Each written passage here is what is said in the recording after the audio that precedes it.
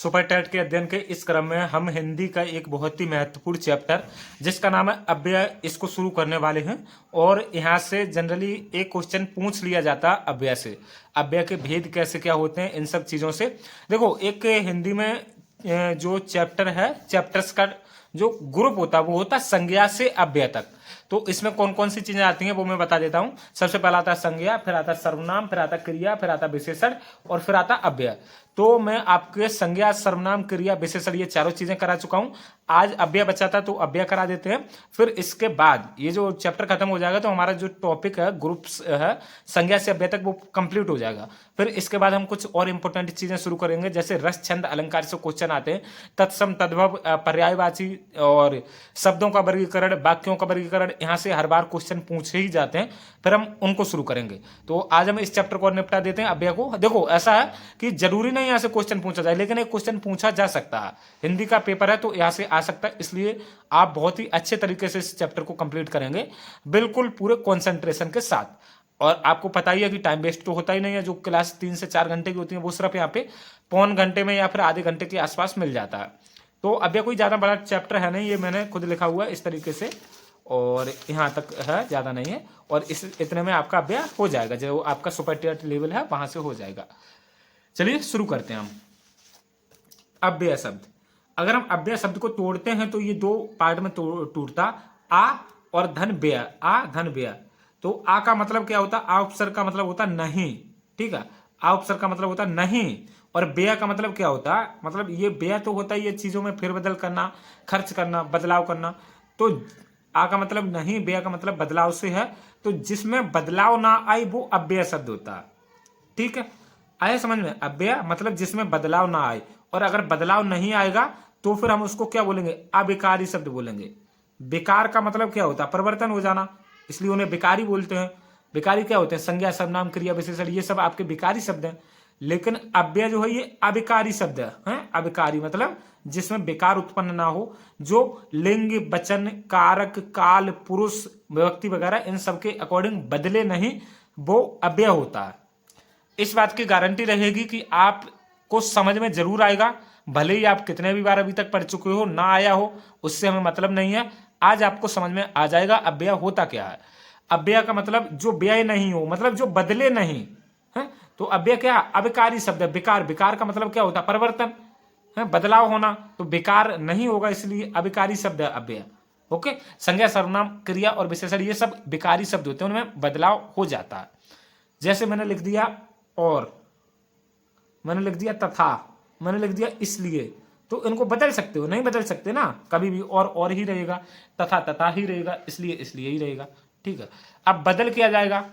जैसे मैंने लिख दिया चलता, जैसे वह चलता है, ठीक है। मतलब मैं आपको पुल्लिंग में बताऊं तो वह चलता है। अब मैं पुल्लिंग का स्त्रीलिंग बनाऊं तो वह चलती है। देखो, चलता का चलती हो गया एकदम। देखो, पुल्लिंग में चलता है और स्त्रीलिंग में चलती है, देखो बदल गया। अब मैं बहुवचन बना रहा हूं, वे चलते हैं, तो देखो यहाँ पे भी बदल गया। तो देखो बदल रहे हैं ना शब्द, लेकिन अव्यय शब्द बदलेंगे नहीं, इस बात को ध्यान में रखना, ठीक है। अब आगे देखते हैं हम क्या है। एक अव्यय की डेफिनेशन है, वो आपको बताते हैं। ऐसे अविकारी शब्द जो लिंग, लिंग के अनुसार, मतलब क्या? स्त्रीलिंग, पुरुषलिंग है, वचन, एक वचन, दो वचन, बहुवचन है, पुरुष, ये आपके उत्तम पुरुष, मध्यम पुरुष वगैरह, और ये सब पुरुष, ठीक है, काल और कारक अथवा विभक्ति और वाच्य के अनुसार बदलते नहीं है, वो अव्यय कहलाते हैं। आगे समझ में? मतलब लिंग, वचन, कारक, पुरुष, काल, विभक्ति के अनुसार ये जो बदले नहीं वो अव्यय कहलाते हैं। चलो ठीक है, आया होगा समझ में। मैंने यहाँ पे ये कुछ लिए हैं उदाहरण आपको समझाने के लिए, समझ में जरूर आएंगे, इस बात की दोस्तों पूरी तरीके से गारंटी समझ लो। राम धीरे धीरे चलता है, ठीक है। राम धीरे धीरे चलता, आप इन तीनों वाक्यों को पढ़ो। राजा धीरे धीरे चलती है, वे धीरे धीरे चलते हैं। तो देखो, धीरे धीरे शब्द जो है ना, तीनों जगह same as it is use हो रहा है, बिल्कुल भी बदल नहीं रहा। राम में भी धीरे धीरे चलता है, राधा भी धीरे धीरे चलती है, और वे भी धीरे धीरे चलते हैं। तो ये अव्यय है। अब देखो, क्रिया बदल रही है। अगर यहाँ पे पुल्लिंग राम है तो चलता है हो गया, स्त्रीलिंग है राधा तो यहाँ पे चलती है हो गया, चलती हो गया, और बहुवचन जैसे मैंने कहा दिया बे, तो फिर यहाँ पे चलते हो गया। तो देखो बदल रहे ना, ये क्रिया बदल रही है, और बाकी ये संज्ञा तो बदलती ही है। राम है, राधा है, वे, वो तो चलो कोई मतलब नहीं। अव्यय शब्द ये है, ये बदले नहीं है, देखो तीनों में सेम है। देखो यहाँ पे एक वचन पुल्लिंग है, राम एक वचन पुल्लिंग है, और राधा एक वचन स्त्रीलिंग है, और वे बहुवचन और पुल्लिंग है बहुवचन पुल्लिंग। तो यहाँ पे ये क्रिया देखो बदल रही है हर बार। इसी तरीके से ये अव्यय ये बदलेंगे नहीं। आ गया समझ में? अव्यय आ गया होगा, ज्यादा टाइम भी नहीं हुआ, सिर्फ 5 ही मिनट तो हुए हैं और आ गया। क्या मतलब है ऐसी बड़ी बड़ी मैराथन क्लास करते रहो 4-4 घंटे की, 8-8, 10-10 घंटे की, फिर भी एक एक टॉपिक नहीं क्लियर हो। ठीक, अपना अव्यय का मतलब समझ गए, जो व्यय ना हो, जो बदले बदले नहीं, वो अव्यय हो जा। अब अव्यय के भेद कितने होते हैं, अव्यय के प्रकार कितने होते हैं? तो अव्यय के भेद 4 होते हैं। कितने? 4। ये याद करो आप। क्रिया विशेषण, समुच्चय बोधक, संबंध बोधक, विस्मय आदि बोधक। ठीक है, इनको याद करना ही पड़ेगा। अव्यय कितने प्रकार के होते हैं? 4। क्रिया विशेषण, समुच्चय बोधक, संबंध बोधक और आपका एक विस्मय आदि बोधक। इस तरीके से ये विस्मय आदि बोधक बहुत सरल है। इसमें जब भी वाक्य आएगा तो इसमें कौन सा अव्यय? तो एक एक्सक्लेमेटरी, ये जो विस्मय आदि बोधक का विस्मय का चिन्ह होता ये लगा होता, तो इसको तो देखो पहचान लिए आप, तो ये इसका तो काम खत्म हो गया। अब ये 3 पढ़ने हैं इंपॉर्टेंट, बाकी इसको भी हम पढ़ाएंगे, इसकी हमने अभी ट्रिक बता दी। अब क्रिया विशेषण अव्यय के बारे में बात करते हैं, क्या बताया है उन्होंने। तो क्रिया विशेषण अव्यय में क्या होता? वे अविकारी शब्द, देखो अविकारी तो हैं क्योंकि विकार उत्पन्न नहीं हो रहा तो अविकारी है, और जिनमें विकार उत्पन्न हो जाए वो विकारी होते हैं। ठीक, कभी भी पूछे संज्ञा कैसा है? विकारी है। सर्वनाम कैसा है? विकारी है। ठीक है, कभी भी पूछे अव्यय कैसा? अविकारी है। इतना याद कर लो। ठीक, तो क्रिया विशेषण पहला वाला हम इसको डिटेल में पढ़ते हैं, फिर समुच्चय बोधक को पढ़ेंगे, संबंध बोधक को पढ़ेंगे, फिर विस्मय आदि बोधक को पढ़ेंगे। ठीक है, ऐसे ही पढ़ते रहो आराम से। क्रिया विशेषण में क्या है? वे अविकारी शब्द जो क्रिया की विशेषता बताएं, क्रिया विशेषण अव्यय कहलाते हैं। क्रिया की क्या बताएं? विशेषता बताएंगे। ऐसे अविकारी शब्द जो क्रिया की विशेषता बताएंगे क्रिया विशेषण अव्यय कहलाते हैं। जैसे राधा तेज दौड़ती है, तो राधा कैसे दौड़ती है? देखो दौड़ना क्रिया है, तो दौड़ना की विशेषता क्या? तेज दौड़ती है। जैसे वह धीमे दौड़ता, वह तेज दौड़ता, वह मंद गति से दौड़ता, तो दौड़ती क्रिया है। क्रिया क्या होती है? जिससे किसी कार्य का करना या होना पाया जाए, या मतलब मेरे शब्दों में बताएं, हाथ पैर चल रहे हो किसी भी इंसान के, मेहनत पड़ रही हो, हाथ पैर चला रहा हो, कुछ भी काम कर रहा हो, वो क्रिया है। तो राजा कैसे दौड़ती है? तेज दौड़ती है, तो ये तेज क्या हो गया? क्रिया विशेषण हो गया। जैसे मैंने लिखा, क्या लिखते हैं, जैसे मैंने लिखा, हाँ चलो मैं यहाँ पे एक ले रहा हूं। मैंने यहाँ पे बनाया दुल्हन धीरे धीरे चलती है, ये मैंने आपका ये बनाया है एग्जाम्पल। तो इसमें चलना तो क्रिया हो गई। अब चलना की विशेषता क्या? धीरे धीरे। दुल्हन कैसे चलती है? धीरे धीरे चलती है, तो ये क्रिया विशेषण है। ओके, क्रिया की विशेषता बता रहा है इसलिए क्रिया विशेषण हो गया। आ गया समझ में? दुल्हन कैसे चलती है? धीरे धीरे चलती है। मैंने एक यहाँ पे लिखा, क्या लिखते हैं, एक और लिख देते हैं हम, जैसे बाघ तेज दौड़ता है। ओके, बाघ तेज दौड़ता है, तो दौड़ता है ये तो क्रिया होगी, दौड़ना। अब कैसे दौड़ता है? तेज दौड़ता है, तो ये क्रिया की विशेषता बता रहा है इसलिए क्रिया विशेषण हो जाएगा इसमें। आ गया समझ में? चलो ठीक है, बहुत अच्छा है, कोई दिक्कत वाली बात नहीं। तो यहाँ पे एक और है सचिन ऊपर। अब देखो क्रिया विशेषण अव्यय में 4 तरीके होते हैं। कितने? 4। रीतिवाचक क्रिया विशेषण, स्थानवाचक क्रिया विशेषण, कालवाचक क्रिया विशेषण और प्रमाणवाचक क्रिया विशेषण। ये आपको ऐसे याद करने पड़ेंगे। ठीक है, सबसे पहले अव्यय के 4 भेद, क्रिया विशेषण, समुच्चय बोधक, संबंध बोधक और विस्मय आदि बोधक। जब हमने पहले क्रिया विशेषण को डिटेल में पढ़ना शुरू किया तो इसके भी हमें 4 भेद नजर आए। क्या? रीतिवाचक क्रिया विशेषण, स्थानवाचक, कालवाचक और प्रमाणवाचक। ठीक, अब रीतिवाचक क्रिया में क्या है? यहाँ पे रीतिवाचक क्रिया विशेषण में क्रिया करने का तरीका बताया जाता है, क्रिया कैसे हो रही है। स्थानवाचक में क्या है? स्थान आएगा, क्रिया का स्थान, क्रिया कहाँ हो रही। कालवाचक में क्रिया का समय बताया जाएगा, और प्रमाणवाचक में क्रिया की मात्रा बताई जाएगी। कितना सरल है, कोई ज्यादा थोड़ी नहीं है टफ, आराम से पहचान लोगे। अब एक एक ट्रिक में बता देता हूँ। रीतिवाचक क्रिया विशेषण में यहाँ पे आप कैसे लगा के प्रश्न करोगे तो आंसर मिल जाए, तो रीतिवाचक है। जैसे राधा तेज दौड़ती है, मैंने कहा राधा कैसे दौड़ती है, तो राधा तेज दौड़ती है, आंसर मिल गया, तो रीतिवाचक है। सचिन ऊपर खेलता, जैसे मैंने लगाया इसमें कहाँ, कहाँ लगाना, सचिन कहाँ खेलता, तो आंसर मिला हमें ऊपर खेलता है, तो आंसर मिल रहा हमें, तो स्थानवाचक क्रिया विशेषण है। अगर कहाँ लगाओगे तो स्थानवाचक मिलेगा, कब लगाओगे तो कालवाचक। जैसे आदित्य परसों जाएगा, मैंने इसमें लगाया आदित्य कब जाएगा, तो यहाँ पे बताया कब लिखा ना, आदित्य कब जाएगा, परसों जाएगा, उत्तर मिल गया, तो कालवाचक क्रिया विशेषण। अगर मैं कितना या कितनी लगा के प्रश्न करूं आंसर मिले तो प्रमाणवाचक होगा। जैसे गुंजन थोड़ा खाती है, अब मैं कहूं गुंजन कितना खाती है, कितना खाती है, तो गुंजन थोड़ा खाती है, आंसर मिला, तो इस तरीके से आ गया होगा समझ में। क्या है, रीतिवाचक में क्रिया करने का तरीका बताया जाता, स्थानवाचक में क्रिया का स्थान बताया जाता, कालवाचक में क्रिया का जो आपका समय है उसके बारे में बोध होता, प्रमाणवाचक में क्रिया की मात्रा का बोध होता। ऐसे देखो रीतिवाचक जो वाक्य होंगे उसमें कैसे लगाना है, और स्थानवाचक में कहाँ लगाना है, और कालवाचक में कब लगाना है, और प्रमाणवाचक में कितना या कितनी लगाना है। वैसे खुद आपको पता चल ही जाएगा। प्रमाण क्या होता है, मात्रा होती है जिसे हम नाप तोल सके, ठीक है। तो प्रमाण कल भी मैंने बताया था, प्रमाण क्या होता है, काल, काल दिखाई दे रहा है, समय है, जैसे परसों, आदित्य परसों जाएगा तो परसों तो काल की बात है। प्रमाण क्या होता है, गुंजन थोड़ा खाती है, ठीक है, वे ज्यादा शराब पीते हैं, तो ये प्रमाण की बात हो रही ना। स्थानवाचक में सचिन ऊपर खेलता है, वह बाहर बैठा है, ठीक है। और मान लो एक और मैं बताऊं, राम अंदर सोता है, तो कहाँ सोता, अंदर सोता, तो वो भी स्थान है। तो इस तरीके से ये क्रिया विशेषण यहाँ पे खत्म हो जाता है। आगे समझ में, क्रिया की जो विशेषता बताऊं क्रिया विशेषण कहलाते हैं। ओके, क्रिया विशेषण अव्यय कहलाते हैं। अब हम दूसरा देखेंगे, क्या रीतिवाचक। यहाँ पे एक चीज हमने लिखी है, इन्हीं चीजों को, रीतिवाचक, स्थानवाचक, कालवाचक, प्रमाणवाचक। ये देखो हमारा बोनस पॉइंट है, एक तरीके से मेहनत है, और आप इस चीज को समझना, क्योंकि हम नोट्स बनाने में गुरेज नहीं करते, मेहनत कितनी भी लग जाए। ये चीजें हमने आपके सुविधा के लिए लिखी हैं। आप कैसे पहचानोगे कि किसमें रीतिवाचक क्रिया विशेषण है, किसमें स्थानवाचक क्रिया विशेषण है, किसमें कालवाचक क्रिया विशेषण है, और किसमें प्रमाणवाचक क्रिया विशेषण है। तो अब हम इनको पढ़ाते हैं, ठीक है। ये इसी के पार्ट है, क्रिया विशेषण की जो 4 पार्ट बताए ना हमने, रीतिवाचक, स्थानवाचक, कालवाचक, प्रमाणवाचक, तो वही है यहाँ पे, रीतिवाचक, स्थानवाचक, कालवाचक और प्रमाणवाचक है। तो इनको हम थोड़ा सा आपको ये चीजें सिखा रहे हैं कि किस तरीके से पहचानना है।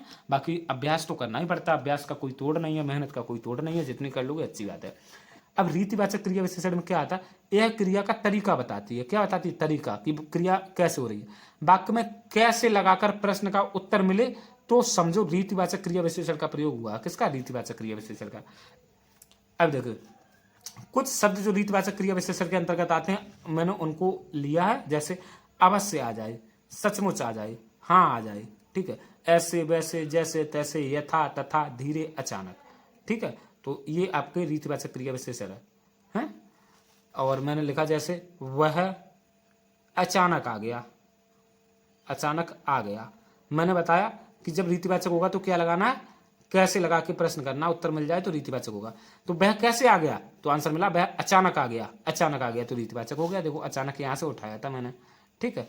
चलो अब देखो जो आपका क्रिया विशेषण का दूसरा पार्ट है, स्थानवाचक, उसको देखते हैं। स्थानवाचक में क्या स्थान आएगा, सीधी सी बात है। क्रिया का स्थान बताने वाले अव्यय को स्थानवाचक क्रिया विशेषण अव्यय कहा जाता है। और कहां लगाकर प्रश्न करने से उत्तर मिले तो वहां पर स्थानवाचक क्रिया विशेषण होता है, ठीक है। जैसे इसमें जो शब्द आते हैं स्थानवाचक में, वो ये आते हैं यहाँ, वहां, जहां, कहाँ, इधर उधर, दाएं बाएं, ठीक है। और जैसे मैं एक यहाँ पे आपका एक एग्जाम्पल बनाता हूं उसका, हाँ, वह यहाँ आ रहा है, ठीक है। वह यहाँ ये वाला उठाया हमने, वह यहाँ आ रहा है, वह यहाँ आ रहा है। अब मैं क्या करूँगा, क्या लगाना है हमें, कहाँ पे लगाना है, कहाँ, ये चीज़ है ना। तो मैं कहूँगा वह कहाँ आ रहा है, तो आंसर मिलेगा वह यहाँ आ रहा है, यहाँ मिल गया। तो ये देखो हो गया आपका स्थानवाचक, मैं बता रहा हूँ कहाँ लगाना है। अब तीसरा पार्ट देखते हैं, कालवाचक। तो कालवाचक में क्या, कब लगाना है, कब लगाकर प्रश्न करने से उत्तर मिले तो कालवाचक क्रिया विशेषण होता है। और इसमें जो शब्द आते हैं बहुधा ये आते हैं, आज, कल, परसों, अब तक, सुबह, दिन भर, सुबह, दोपहर, शाम, दिन भर, बार बार, ठीक है, रात भर। अब मैं एक इसका भी एग्जाम्पल बना देता हूं आपको, आपके सामने है। वह, हाँ, वह आज जाएगा, हाँ, वह आज जाएगा। तो इसमें क्या लगाना है, कब लगाना, कब लगा के प्रश्न करो क्रिया से पहले। तो वह कब जाएगा तो उत्तर मिलेगा आज जाएगा। तो कब देखो लगाया, तो आज जाएगा, तो इसमें मिल गया है। तो आपको समझ में आया कालवाचक में कब लगाना होता है, ये नोट्स मिल जाएगा आपको। अब लास्ट वाला देखते हैं, प्रमाणवाचक। देखो ऐसा मत समझना कि हम कोई फालतू चीज पढ़ा रहे, फालतू बिल्कुल यहाँ पे पढ़ाया ही नहीं जाता। जो भी होता है लिमिटेड ही पढ़ाया जाता, काम का इसीलिए पढ़ा रहे, वीडियो जरूर देखना है।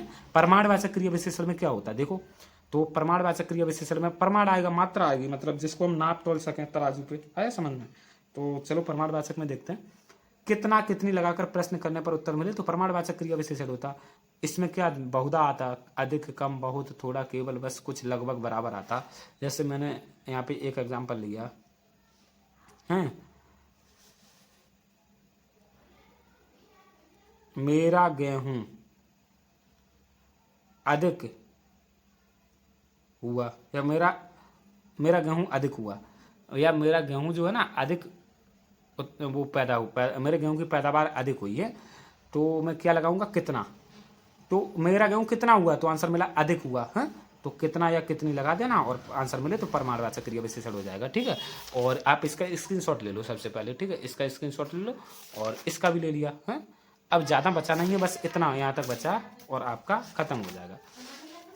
अब देखते हैं आपका जो क्रिया विशेष वो अव्यय का दूसरा पार्ट है, समुच्चय बोधक अव्यय। जैसा कि यहाँ पे हमने ये लिख रखा है, देखो समुच्चय बोधक अव्यय, तो अब हम इसको पढ़ेंगे, ठीक है। तो समुच्चय बोधक अव्यय में क्या हुआ, जो अव्यय दो शब्दों, दो पदों या फिर दो वाक्यों को मिलाए या फिर उनको अलग करने का कार्य करे, समुच्चय बोधक अव्यय कहलाता है। आया समझ में, दो शब्द मिला दे, दो वाक्य मिला दे, दो पद मिला दे, दो पदबंध मिला दे, दो वाक्यांश मिला दे, ये सब चीजें होती हैं, वो हम आपको आगे डिटेल में पढ़ाएंगे जब आपका शब्द चैप्टर पढ़ाएंगे या वाक्य चैप्टर पढ़ाएंगे। वाक्य चैप्टर पढ़ाएंगे तब ये तोड़ना सिखाएंगे, ये पद क्या होता है, शब्द हाँ वाक्यों का वर्गीकरण, जो वो चैप्टर है हिंदी का, उसमें सब चीज़ें ये बताते हैं कि पद क्या होता है, संज्ञा कहाँ है, और आपका पदबंध क्या है, ठीक है, वाक्य क्या है, वाक्यांश क्या है, ये सब चीज़ें वहाँ पे होती हैं। तो अभी हम समुच्चय बोधक अव्यय को देखते हैं। जो अव्यय दो शब्दों, दो पदों, दो वाक्यों को मिलाए या फिर अलग करे तो समुच्चय बोधक अव्यय कहलाता है। इसकी एक ट्रिक ये है, देखो इसमें क्या आता है, और, तथा, एवं, किंतु, परंतु, लेकिन, पर, यद्यपि, तथापि, अन्यथा, क्योंकि, सो, अतः, ये सब चीजें आएंगी, ठीक। अब हम देखो ये तीन हमने जो उदाहरण लिए हैं इनको बताते हैं। राम और श्याम साड़ी बेचने जाते हैं, आए समझ में, तो और शब्द है ये दोनों को जोड़ रहा, राम और श्याम साड़ी बेचने जा रहे, इन दोनों को। अंकित ईमानदार ही नहीं बल्कि परिश्रमी भी है, तो यहाँ पे बल्कि शब्द जो है ना, तो ये जोड़ रहा, अंकित ईमानदार ही नहीं बल्कि परिश्रमी भी है, इन दोनों शब्दों को जोड़ दिया इसने। राहुल तेज दौड़ा इसलिए विजेता बना, देखो ये एक अलग चीज है, राहुल तेज दौड़ा और विजेता बना, तो इन दोनों को जोड़ा किसने, इसलिए ने। तो मैंने क्या कहा, और तो देखो लगता है ये, अब मैं एक और लिख देता हूं आपके एग्जाम्पल के लिए, ठीक है। जैसे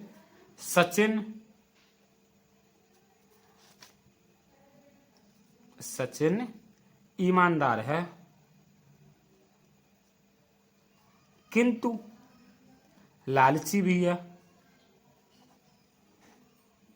देखो यहां पे क्या है, सचिन ईमानदार है, ये ऐसा लग रहा है कि एक बार खत्म हो रहा, तो अब किंतु शब्द जो है ना इसको जोड़ेगा, लालची भी है। अगर मैं कहूं सचिन ईमानदार है लालची भी है तो अच्छा नहीं लगेगा, तो किंतु से जोड़ दिया, तो ये समुच्चय बोधक अव्यय हो गया, ठीक है। समुच्चय बोधक नाम से स्पष्ट है, समुच्चय का बोध कराने वाला अव्यय। तो अब हमारे दो अव्यय इसी तरीके से खत्म हो जाएंगे, बस इनको कर लो, और, तथा, एवं, किंतु, परंतु, लेकिन, पर, यद्यपि, तथापि, अन्यथा, क्योंकि, ठीक है, सो, अतः। अब मैं एक और उदाहरण ले ही लेता हूं आपको और अच्छे से समझ में आ जाए हैं। वह सो गया, मतलब यहां पे चौकीदार ले लेते हैं, चौकीदार सो गया क्योंकि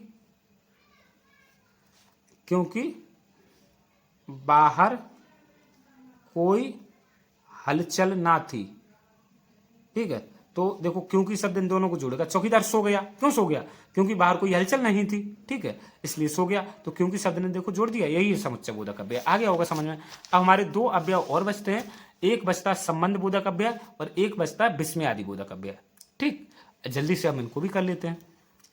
संबंध बोधक अव्यय क्या कहता है, संबंध, यहाँ पे देखो हर चीज को ना उससे तोड़ा करो चीजों में, वाक्यों में, कि इसको तोड़ेंगे तो क्या समझ में आएगा। संबंध बोधक अव्यय मतलब संबंध का बोध कराएगा इसमें। चलो हम देख लेते हैं क्या।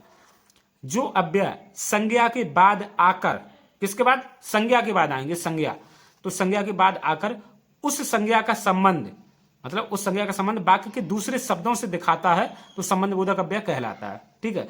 इसमें एक ट्रिक भी होती है, क्या, संबंध बोधक अव्यय से पहले कारक का प्रयोग होता है। किसका, कारक, कारक जो पता, कारक को विभक्ति भी बोलते हैं, परसर्ग भी बोलते हैं, ठीक है। तो कारक का प्रयोग हुआ, देखो ये 100% नहीं बट 99% होता है अधिकांशतः, हाँ, ठीक है। एक्सेप्शनल भी होते हैं अपवाद स्वरूप।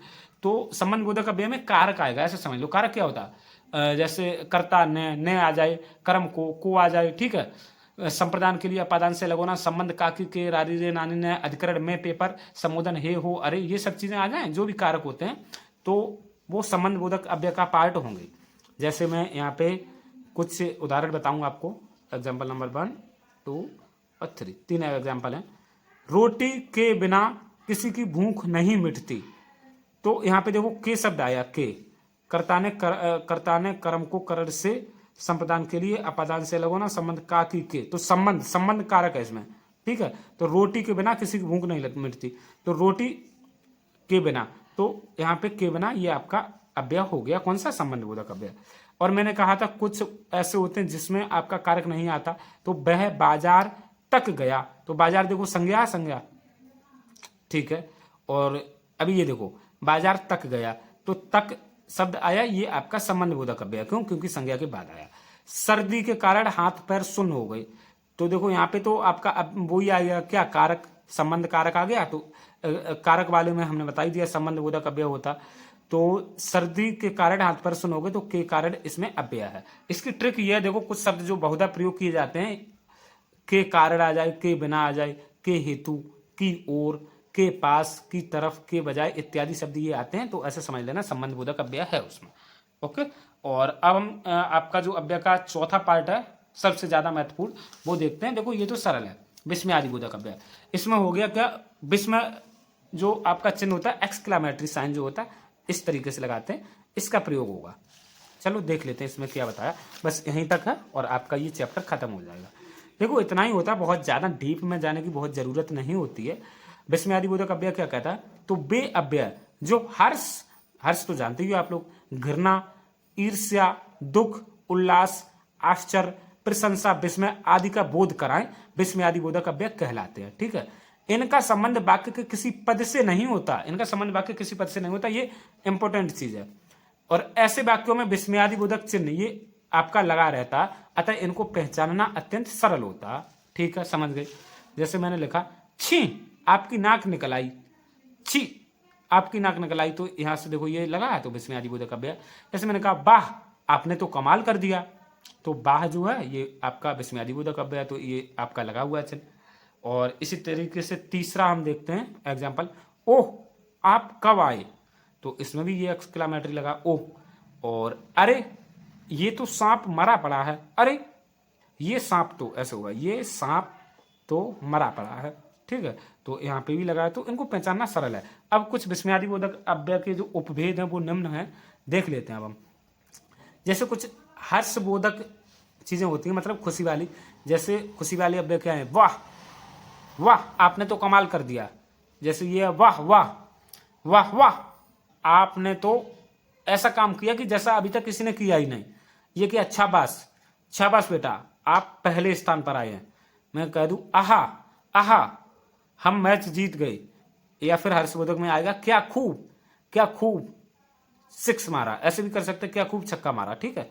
और आश्चर्यबोधक अव्यय होते हैं, क्या, अरे, सच, ओह, अच्छा, मतलब ऐसे कहो, क्या, अरे, सच, ओह, अच्छा, इस तरीके से आए समझ में। हाव भाव भी आपकी भाव भंगिमा भी है ना, आपको जैसा कंटेंट दिया जाए वैसी ही होनी चाहिए। जो चीज पढ़ रही हो तो आपके जो फेस एक्सप्रेशन है, चेहरे की भाव मुद्राएं, वो उसी तरीके की होनी चाहिए। जैसे शोकादिबोधक, शोक वाले अव्यय कौन से होते हैं, हाय, ठीक है, आह, उफ, या फिर ओह, इस तरीके से। और अनुमोदन बोधक अव्यय होते हैं, क्या होते हैं, अच्छा, ठीक, वाह, हाँ, बहुत अच्छा। और लास्ट वाला है वो है संबंध बोधक अव्यय। तो संबंध बोधक अव्यय क्या, लो, जी, अरे, सुनो, या फिर अजी, ये हो जाएंगे। तो इस तरीके से आपके अव्यय जो हैं ये खत्म हो जाते हैं। तो कोई बहुत ज्यादा डीप चैप्टर नहीं है, बस यही चीजें आ जाती हैं। अव्यय के भेद कितने, यही चीजें आती हैं ज्यादातर। तो पहले ये आएगा, अव्यय कैसा शब्द है, विकारी है या अभिकारी। देखो अब मैं बता देता हूँ क्या क्या इंपॉर्टेंट है। अव्यय कैसा शब्द है, विकारी या अभिकारी, तो अव्यय अभिकारी शब्द है, मतलब विकार उत्पन्न नहीं होता, ठीक है। अव्यय के भेद कितने होते हैं, 4, क्रिया विशेषण, संबंध बोधक, समुच्चय बोधक और विस्मयादि बोधक, ठीक है। और क्रिया विशेषण में क्या है, जो क्रिया की विशेषता बताई, क्रिया विशेषण कितने, 4 प्रकार के, रीतिवाचक, स्थानवाचक, कालवाचक, प्रमाणवाचक, इस तरीके से हो गई। चलो ठीक है, यहाँ पे वही चीजें। अब समुच्चय बोधक में क्या, समुच्चय होगा, 2 शब्दों को जोड़ा जाएगा, 2 पदों को जोड़ा जाएगा है। और जैसे मैं 2 शब्दों को भी जोड़ रहा हूँ, जैसे मैं 2 शब्द जोड़ के दिखाऊं, यहाँ पे तो 2 वाक्य जुड़े हैं, मैंने जोड़ा राहुल और रेशमा, राहुल और रेशमा काम करने जाते हैं, काम करने जाते हैं। तो यहाँ पे क्या आएगा, और शब्द है ना, राहुल और रेशमा को जोड़ रहा है, तो देखो शब्दों को जोड़ रहा है, राहुल और रेशमा को और शब्द ने जोड़ा, तो इस तरीके से समुच्चय हुआ। ठीक है, वाक्यों का भी होता है, वाक्यांशों का भी होता है, पदों का भी होता है, इस तरीके से। तो ये समुच्चय बोधक है। और संबंध बोधक क्या है, यहाँ पे विभक्ति से विभक्ति मतलब आपका जो अव्यय से पहले जो अव्यय होगा उससे पहले कारक चिन्ह का प्रयोग होगा। क्या कारक, आपकी विभक्ति परसर का प्रयोग होगा। जैसे बिना शब्द है बिना, तो ये अव्यय है, बिना तो बिना ही रहेगा। तक शब्द है तक, ये अव्यय है। कारण शब्द है कारण, ये अव्यय है। कारण कारण ही रहेगा, कभी कारडी नहीं होगा या कारडा नहीं होगा, तक तक ही रहेगा। ठीक है, चलना का चलते का चलती हो जाएगा। ठीक है, और दौड़ना का दौड़ते दौड़ती दौड़ता, ये सब बदल जाएंगे, लेकिन अव्यय कभी नहीं बदलते। और लास्ट वाला विस्मयादि बोधक है, इसमें तो कुछ ज़्यादा टेंशन की बात ही नहीं है, ये लगा होता है एक्सक्लामेटरी। इनको तो आप जानते हो, वाह वाह वाह, छाबास, आहा, ये सब क्या होते हैं, अव्यय होते हैं विस्मयादि बोधक। क्या, अरे, सच, ओ, अच्छा, हाय, ओ, ओह, ये सब वही हैं आपके। ठीक है, और इस तरीके से आपका अव्यय का चैप्टर खत्म हुआ, और आज आपके हिंदी के 7 चैप्टर कंप्लीट हो गए, आपको पता भी नहीं चला।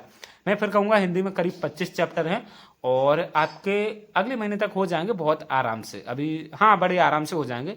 हिंदी चल रही है, करंट भी चल रहा, और आज सीडीपी का एक चैप्टर और आपको मिलेगा। उस चैप्टर का नाम है बाल विकास में चैप्टर नंबर 3 है, अधिगम के लिए सीखने की आवश्यकता की पहचान। ठीक है, तो वो आज कंप्लीट हो जाएगा। पार्ट 1 कल आपको दे दिया था, पार्ट 2 आज शाम तक मिल जाएगा। ठीक है।